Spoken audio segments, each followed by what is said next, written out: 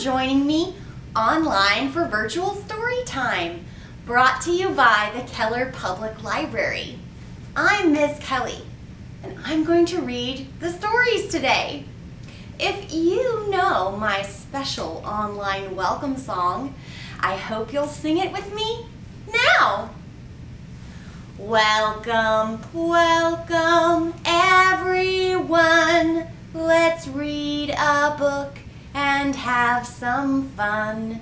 And though we may be far apart, know that you're still in my heart.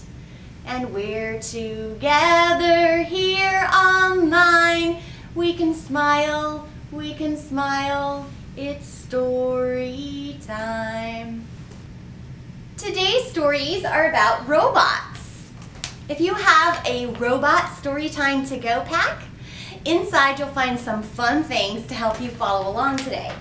But if you don't have one, don't worry. Keep watching. You will still enjoy the stories. What is a robot?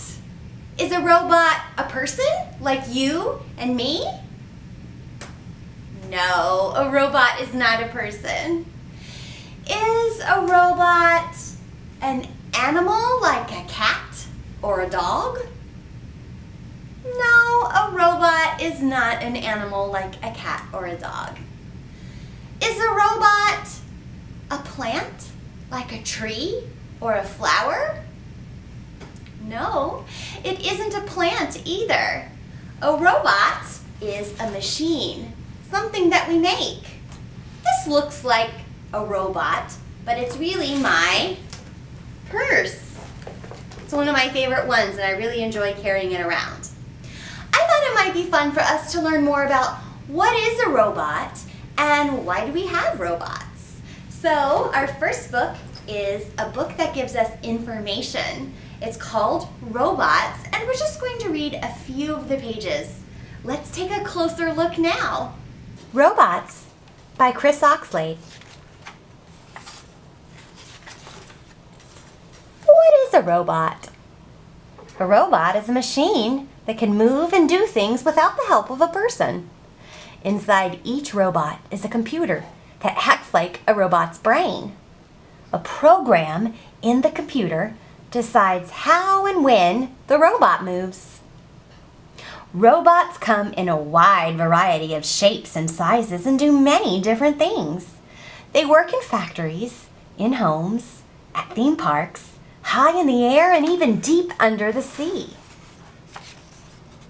Robots at home. Today, there are robots that work in people's homes. There are robots that can automatically clean carpets, sweep floors, wash windows, or cut grass. The little robot next to the dog works like a vacuum cleaner. It moves across the floor, sucking up dust as it goes. When it reaches a wall or a piece of furniture, it automatically turns around. There is no one robot that can do every household job yet, but there might be someday. Factory robots. Most robots work in factories. They lift and move heavy objects. They use tools to cut, drill, and shape materials, and to tighten screws, nuts, and bolts. Factory robots can also be called industrial robots. The robots in the photo below are built like human arms. Each has joints that move, and at the end of each arm can hold different tools in the same way that a human hand can.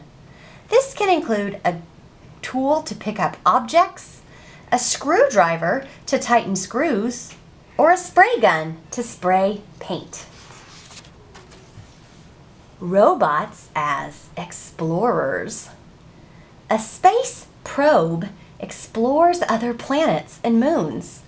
Some probes land on the surface of a moon or planet to take a closer look, and some, called rovers, even drive around to explore. Humans back on Earth operate space probes. Robots also work in the deep sea. They send back photographs and videos of the ocean floor, marine animals, and even shipwrecks. They can help to fix oil pipes and underwater cables, too. Robot toys. Toy makers began to make toy robots nearly 100 years ago. Today, there are toy humanoid robots, robot vehicles, robot pets and monsters, talking robots, and robots from sci-fi films. Some robot toys have cameras and microphones and can react to movements and sounds around them. These robots are controlled by apps on tablets or smartphones. Did you learn something new about robots in our book? Well, robots can help us work, but robots can also be for us to play with. Remember in the book it said that some robots are toys. And I brought some of my toy robots here with me today. Let's take a closer look at them and learn a little bit about money. Oh boy, look at those toy robots. I'd love to buy them all. I wonder if I have enough money. How much is the one with the yellow head and 2 wheels? How much is that robot in the window? The one with the yellow head and 2 wheels. How much is that robot in the window? I do hope that robot's for sale. What does its price tag say? The price tag says that this robot is 1 cent. Do any of you know how much 1 cent is? 1 cent is a penny. Do I have a penny? What does a penny look like? A penny looks like this. It's copper and smooth around the edges. A penny is 1 cent. I have enough to buy the yellow robot. How about the one with red legs and red arms? How much is that robot in the window? The one with the red legs and arms. How much is that robot in the window? I do hope that robot's for sale. How much does the price tag say? It says 5 cents. How much is 5 cents? 5 cents is a nickel. Do I have a nickel? A nickel looks like this. It's bigger than a penny. It's silver and it has smooth edges. I have enough to buy the red robot. Yay! What about this robot? The one with the blue body and green arms. How much is that robot in the window? The one with the blue body and green arms. How much is that robot in the window? I do hope that robot's for sale. It is. This robot costs 10 cents. How much is 10 cents? 10 cents is a dime. Do I have a dime? A dime looks like this. It's smaller than a nickel. It's silver, but it has lines around the edge. I have enough to buy the blue robot. Yay! 1 robot left. I wonder if I have enough money. How much is that robot in the window? The one with purple hands and a purple wheel. How much is that robot in the window? Oh, I do hope that robot's for sale. He is. How much is this robot? He costs 25 cents. How much is 25 cents? 25 cents is 1 quarter. A quarter looks like this. It's a bigger coin with silver and lines on the edges. I have enough to buy the purple robot. Yay! Let's bring all the robots back and learn about their coins again. My purple robot is 25 cents. He's 1 quarter. My blue robot is 10 cents. He's 1 dime. My red robot is 5 cents. He's a nickel. And my yellow robot is 1 cent. He's a penny. If you have a Robot Storytime to Go bag, you'll see a worksheet with all of the same robots for sale. You also have some money stickers. Find the right coin to buy each robot. Then count how much money you have left. Now you know about coins. Maybe the next time you go to the store with your grown-up, you can help them count up the change. Our next book is about a robot and a bluebird. It's one of my favorite books. Let's read it together. The Robot and the Bluebird by David Lucas. There was once a robot with a broken heart. The others did their best to fix him, but it wasn't any good. So he was sent to sit on the scrap heap with all the other old machines. He tried talking to them. He said, "My heart was broken, you know." But they didn't answer.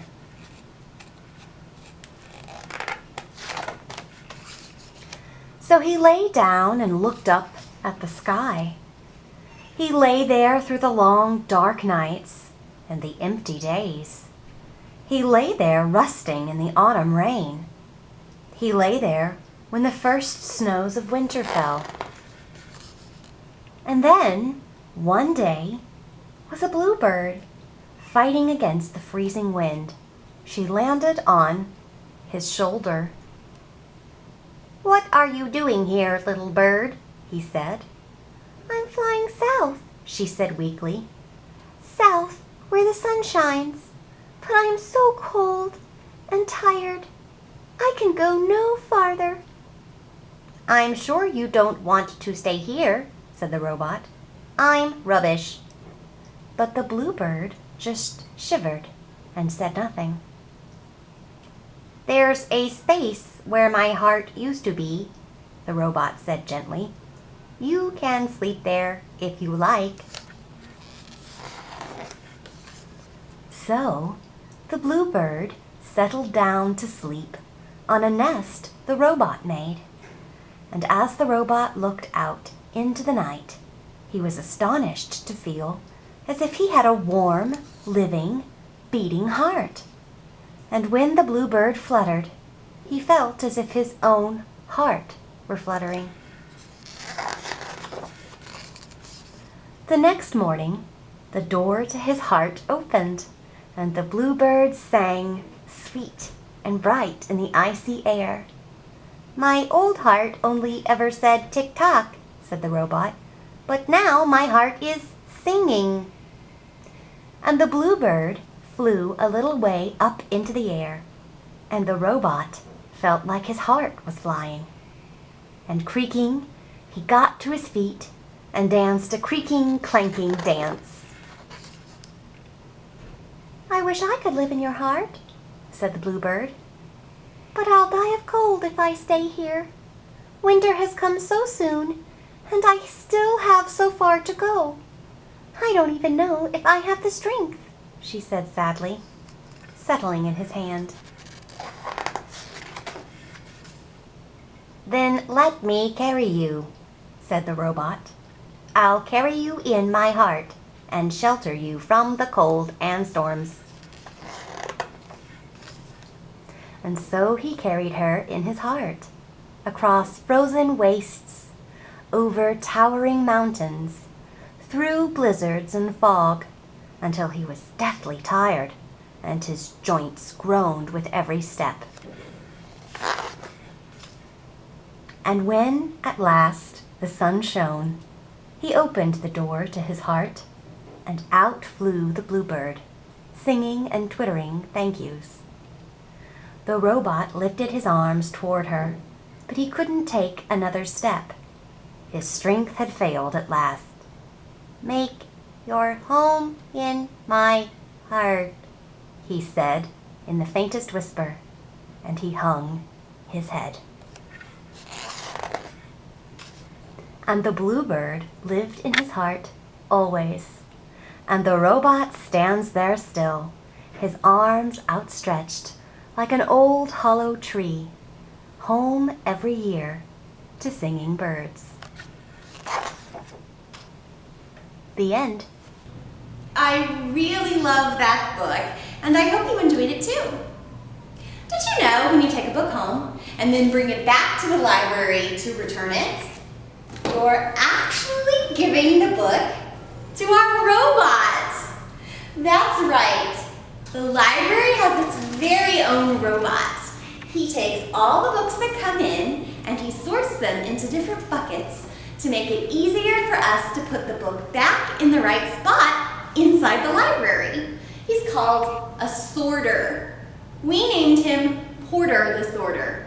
Would you like to take a peek behind the door to see what Porter looks like from the other side? Let's go!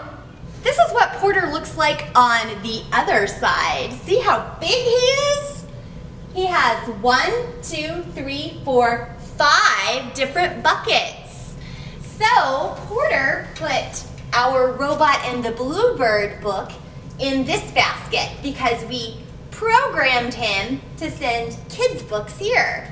If we put another kid's book in the basket, we can see that Porter is going to send it to the very same spot, see? Because it gets shelved next to this other kid's book. But what if we gave Porter a book that is for adults? Where would he put it then? Porter, where will you put that book? Porter puts it in this basket because we programmed him to send adult books here. Porter also does something very important for us. He lets us know when someone's waiting on a book. He sends it to this basket and he also prints out a special slip with the name of the person who's waiting on the book. So we know to put it on our saving shelf and have them come pick it up. Our last robot book today is a good night book. You know, one of the ones you read before bed or nap. And it also rhymes. I love rhyming books. See how many rhymes you can find in Beep Beep, Go to Sleep. Beep, Beep, Go to Sleep by Todd Tarpley and illustrated by John Rocco. 3 little robots, time for bed, time to dim your infrared. Brush your rotors round and round, clean your shields, and power down. Quiet at last, not a peep. 3 little robots are beep, beep. Is something wrong? I need my coil. My sensor aches. I want more oil. Better now? Then rest your head. 3 little robots, back to bed. Quiet at last, not a peep. 3 little robots are beep, beep. What is it now? I need a light. My fan belt's loose. My bolt's too tight. Quiet at last, not a peep. 3 little robots are beep, beep. Robots, are you still awake? Engines off, for goodness sake. No more beeping, no more talking, no more squeaking. No more squawking. No more blipping, blinking, boinking, winking, whirring, squinking, oinking. Oinking. Go to sleep. Quiet at last. Not a peep. 3 little robots are. Beep, beep. What now? You need what? Oh, a bedtime story. Somewhere there are robots beeping, buzzing, bouncing, squawking, squeaking, blipping, booping, blinking, boinking, winking, whirring, even oinking. But not those robots snuggled deep. They finally put their boy to sleep. There are many other fun things to do with your Storytime to Go pack. Here's Rex the robot. He's having trouble getting started. Help him find the letters for his missing parts. You can color by number. Use this worksheet to find as many rectangles as you can. Here you need to help the robot find his way through the maze. There's also a connect the dots sheet. And you can also build your very own robot with this sticker sheet. Have fun! I really enjoyed reading and learning about robots with you today.